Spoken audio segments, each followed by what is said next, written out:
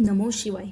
हर साल भाद्रपद माह के शुक्ल पक्ष की तृतीय तिथि को हरतालिका तीज का व्रत रखा जाता है। पौराणिक कथाओं के अनुसार देवी पार्वती ने भगवान शिव को पति रूप में पाने के लिए कठोर तपस्या की थी, जिसमें उन्होंने बिना अन्न जल उपवास किया था।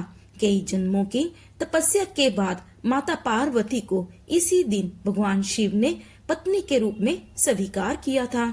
यह व्रत अखंड सौभाग्य, वैवाहिक सुख समृद्धि और पति की लंबी आयु की कामना से विवाहित महिलाएं करती हैं। इस व्रत को सबसे पहले माता पार्वती ने अखंड सौभाग्य की कामना से किया था। उन्होंने भालू से शिवलिंग बनाकर उनका पूजन किया था। अविवाहित महिलाएं इस व्रत को मनचाहा और उत्तम पति पाने के लिए करती हैं। व्रत का पूर्ण फल प्राप्त करने के लिए कथा सुनना या पढ़ना आवश्यक माना जाता है। कथा सुनने से भगवान शिव और माता पार्वती का आशीर्वाद प्राप्त होता है। कथा के बिना यह व्रत अधूरा माना जाता है, जिसमें इसका पूरा लाभ नहीं मिलता। लेकिन कथा को अधूरा भी नहीं छोड़ना चाहिए। संपूर्ण कथा को सुनकर ही हमें वहां से उठना चाहिए। इस कथा के प्रभाव से विवाहित महिलाओं को अखंड सौभाग्य की प्राप्ति होती है। आइए सुनते हैं हरतालिका तीज की व्रत कथा। एक बार भगवान शिव ने पार्वती जी को उनके पूर्व जन्म का स्मरण कराने के उद्देश्य से इस व्रत के महात्म की कथा कही थी। श्री बोले शंकर बोले, हे गौरी, पर्वतराज हिमालय पर स्थित गंगा के तट पर तुमने अपने बाल्यावस्था में 12 वर्षों तक अधोमुखी होकर घोर तप किया था। इतनी अवधि तुमने अन्न न खाकर पेड़ों के सूखे पत्ते चबाकर व्यतीत किए। माँ की विकराल शीतलता में तुमने निरंतर जल में प्रवेश करके तप किया। विषा की जल ला देने वाली गर्मी में तुमने पंचगिन में शरीर को तपाया। श्रावण की मूसलाधार वर्षा में खुले आसमान के नीचे बिना अन्न जल ग्रहण किए समय व्यतीत किया। तुम्हारे पिता तुम्हारी कष्ट साध्य तपस्या को देखकर बड़े दुखित होते थे। उन्हें बड़ा क्लेश होता था। तब एक दिन तुम्हारी तपस्या तथा पिता के क्लेश को देखकर नारद जी तुम्हारे घर पधारे। तुम्हारे पिता ने हृदय से अतिथि सत्कार करके उनके आने का कारण पूछा। नारद जी ने कहा, हे गिरिराज, मैं भगवान विष्णु के भेजने पर यहाँ उपस्थित हुआ हूँ। आपकी कन्या ने बड़ा कठोर तप किया है। इससे प्रसन्न होकर वे आपकी सपुत्री से विवाह करना चाहते हैं। इस संदर्भ में आपकी राय जानना चाहता हूँ। नारद जी की बात सुनकर गिरिराज गदगद हो उठे। उनके तो जैसे सारे क्लेश ही दूर हो गए। प्रसन्नचित होकर वे बोले, श्रीमान, यदि स्वयं विष्णु मेरी कन्या का वरण करना चाहते हैं तो भला मुझे क्या आपत्ति हो सकती है। वे तो साक्षात ब्रह्म है। हे महर्षि, यह तो हर पिता की इच्छा होती है कि उसकी पुत्री सुख संपदा से युक्त पति के घर की लक्ष्मी बने। पिता की सार्थकता इसी में है कि पति के घर जाकर उसकी पुत्री पिता के घर से अधिक सुखी रहे। तुम्हारी पिता की स्वीकृति पाकर नारद जी विष्णु के पास गए और उनसे तुम्हारे विवाह के निश्चित होने का समाचार सुनाया। मगर इस विवाह संबंध की बात जब तुम्हारे कान में पड़ी तो तुम्हारे दुख का ठिकाना ना रहा। तुम्हारी एक सखी ने तुम्हारी इस मानसिक दशा को समझ लिया और उसने तुमसे उस विपक्षता का कारण जानना चाहा। तब तुमने बताया, मैंने सच्चे हृदय से भगवान शिव शंकर का वरण किया है, किंतु मेरे पिता ने मेरा विवाह विष्णु जी से निश्चित कर दिया है। मैं विचित्र धर्म संकट में हूँ। अब क्या करूँ? प्राण छोड़ देने के अतिरिक्त अब कोई उपाय शेष नहीं बचा है। तुम्हारी सखी बड़ी ही समझदार और सूझबूझ वाली थी। उसने कहा, सखी, प्राण त्यागने का इसमें कारण ही क्या है? संकट के मौके पर धैर्य से काम लेना चाहिए। नारी के जीवन की सार्थकता इसी में है कि पति रूप में हृदय से जिसे एक बार स्वीकार कर लिया, जीवन पर्यंत उसी से निर्वाह करे। सच्ची आस्था और एक निष्ठा के समक्ष तो ईश्वर को भी समर्पण करना पड़ता है। मैं तुम्हें घनघोर जंगल में ले चलती हूँ। जो साधना स्थली भी हो और जहाँ तुम्हारे पिता तुम्हें खोज भी न पाए, वहाँ तुम साधना में लीन हो जाना। मुझे विश्वास है कि ईश्वर अवश्य ही तुम्हारी सहायता करेंगे। तुमने ऐसे ही किया। तुम्हारे पिता तुम्हें घर पर ना पाकर बड़े दुखी तथा चिंतित हुए।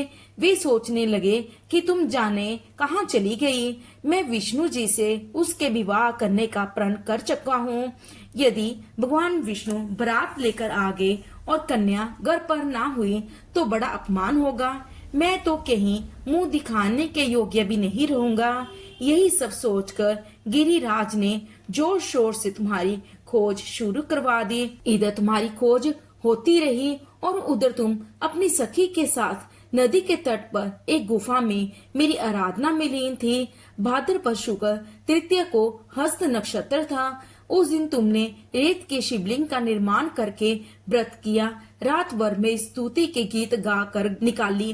तुम्हारे इष्ट कष्ट साध्य तपस्या के प्रभाव से मेरा आसन डोलने लगा।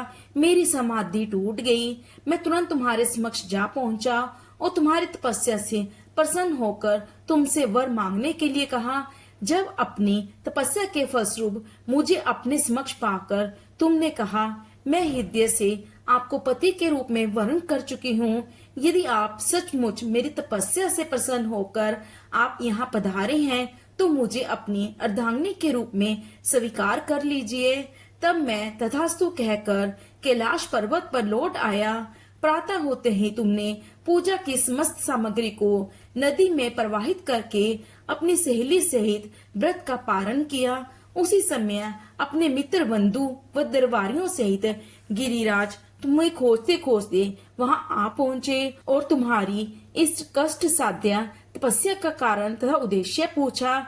उस समय तुम्हारी दशा को देखकर गिरिराज अत्यधिक दुखी हुए और पीड़ा के कारण उनकी आंखों में आंसू उमड़ आए थे।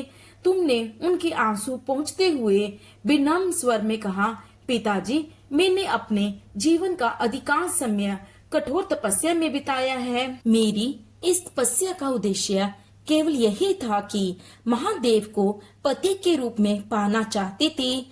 आज मैं अपनी तपस्या की कसौटी पर खरी उतर चुकी हूँ। आप क्योंकि विष्णु जी से मेरा विवाह करने का निर्णय ले चुके थे, इसलिए मैं अपने आराध्य की खोज में घर छोड़कर चली आई। अब मैं आपके साथ इसी शर्त पर जाऊंगी कि आप मेरा विवाह विष्णु जी से ना करके महादेव जी से करेंगे। गिरिराज मान गए और तुम्हें घर ले गए।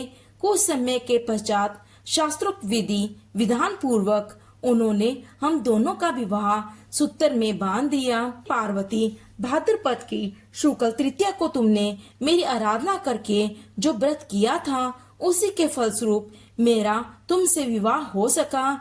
उसका महत्व यह है कि मैं इस व्रत को करने वाली कुंवारियों को मनोवांछित फल देता हूँ। इसलिए सौभाग्य की इच्छा करने वाली प्रत्येक युवती को यह व्रत पूरी निष्ठा तथा आस्था से करना चाहिए। इस पूरे प्रकरण में तुम्हारी सखी ने तुम्हारा हरण किया था, इसलिए इस व्रत का नाम हरितालिका व्रत हो गया। हे प्रिय, उसी व्रत के प्रभाव से तुमको मेरा अधरासन प्राप्त हुआ। इस व्रत राज को मैंने अभी तक किसी के सम्मुख वर्णन नहीं किया है। तब भगवान शंकर जी बोले, सौभाग्य की इच्छा रखने वाली महिलाओं को यह व्रत पूरे विधि विधान के साथ करना चाहिए। व्रत करने वाली महिलाओं को पूजन के बाद कहना चाहिए, हे कल्याण स्वरूप माता पार्वती, हम तुम्हें नमस्कार करते हैं। भगवान शंकर जी को सदैव नमस्कार करते हैं। हे ब्रह्म रूपनी, जगत का पालन करने वाली माँ, आपको नमस्कार करते हैं। हे सिंह वाहिनी माँ, मैं संसारिक रूप से व्याकुल हूँ, तुम मेरी रक्षा करो। हे महेश्वरी, मैंने इस अभिलाषा से आपका पूजन किया है। हे पार्वती माता, आप मेरे ऊपर प्रसन्न होकर मुझे सुख और सौभाग्य प्रदान कीजिए। इस प्रकार के शब्दों द्वारा उमा सहित भगवान शंकर का पूजन करना चाहिए। विधि पूर्वक कथा सुनकर गौ, वस्त्र, आभूषण आदि ब्राह्मणों को दान करें। इस प्रकार से व्रत करने वाले के सब पाप नष्ट हो जाते हैं। तो ये थी हरतालिका तीज व्रत कथा। उम्मीद है आप इस कथा को अधूरा नहीं छोड़ेंगे। आप सबको हरतालिका तीज की शुभकामनाएं। धन्यवाद। आपका दिन मंगलमय हो। प्लीज मेरी इस वीडियो को लाइक, शेयर एंड सब्सक्राइब करें।